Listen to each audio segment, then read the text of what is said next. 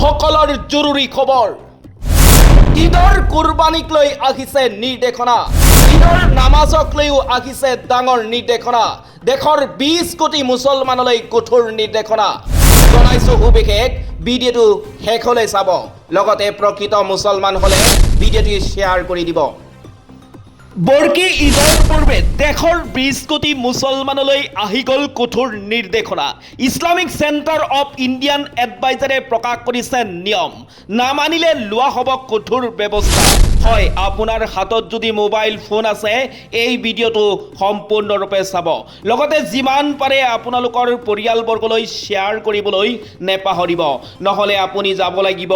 জেললৈ বৰ্কি ঈদৰ পূৰ্বে দেশৰ 20 কোটি মুছলমানলৈ আহি গ'ল কঠোৰ নিৰ্দেশনা ইছলামিক চেণ্টাৰ অফ ইণ্ডিয়ান এডভাইজাৰে প্ৰকাশ কৰিছে এই তথ্য দাৰুল উলুম দেৱন্দে উল্লেখ কৰিছে এই নিৰ্দেশনাৰ বিষয়ে এই বছৰৰ ঈদুল আজহাৰ নামাজ 7 জুনত আদায় কৰা হ'ব ইয়াৰ পাছতে কুৰবানীৰ নিয়ম কৰা হ'ব কুৰবানী কেৱল নিৰ্ধাৰিত ঠায়ে ঠায়ে কৰিব লাগিব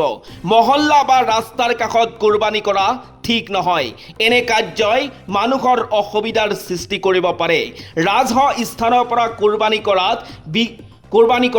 বিৰত থাকিবলৈ কোৱা হৈছে সকলোৱে যাতে নিৰ্ধাৰিত